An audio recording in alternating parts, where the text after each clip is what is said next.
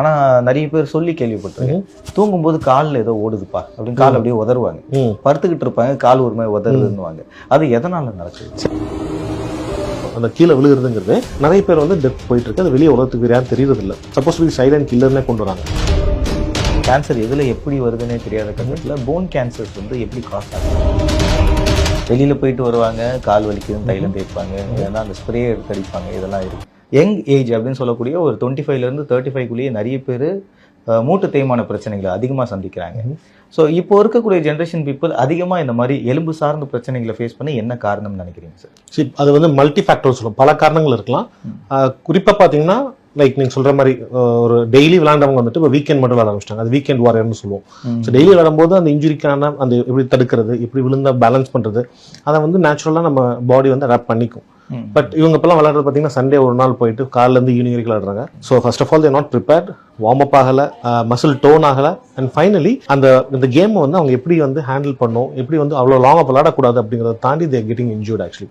So fatigability is number 1. Second thing பார்த்தீங்கன்னா food style, life style, இது எல்லாமே contribute factor ஆகுது. ஸோ அந்த இன்ஜுரிஸை ப்ரோனா அதிகமாக இன்ஜுரி ஆகிறதுக்கான சான்சஸ் இருக்குது. புரியுது. இப்போது இன்னொரு கல்ச்சர் எப்படின்னு பார்த்தீங்கன்னா, இந்த ட்ரெட்மில்ல அதிகமாக ஓடுறது, இந்த வாக்கிங் போகிற கல்ச்சர் இருக்குது.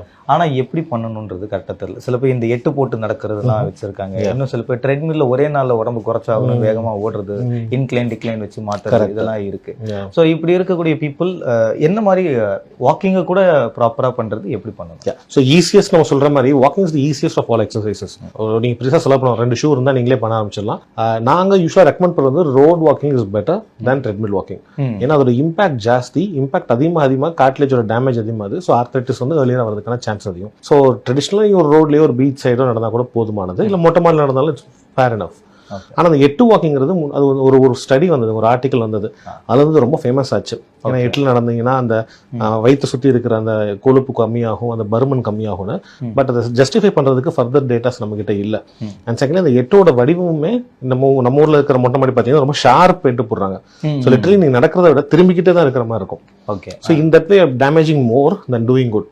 ஸோ நீங்கள் ஜென்ரலாக நார்மலாக ஒரு ஸ்ட்ரெச் நடங்க, ஓரளவு வேர்க்கிற மாதிரி இருக்கணும், உங்க கூட நடக்கிறவங்க கூட பேசுறதுக்கு கம்ஃபர்டபுளா இருக்கணும், கொஞ்சம் மூச்சு வாங்குற மாதிரியும் இருக்கணும். ஸோ அதுதான் வந்து ஒரு ஐடியல் வாக்கிங். இந்த 8 போட்டு நடக்கிறதுலாம் வந்து மேண்டேட்டரி கிடையாது, கண்டிப்பா கிடையாது.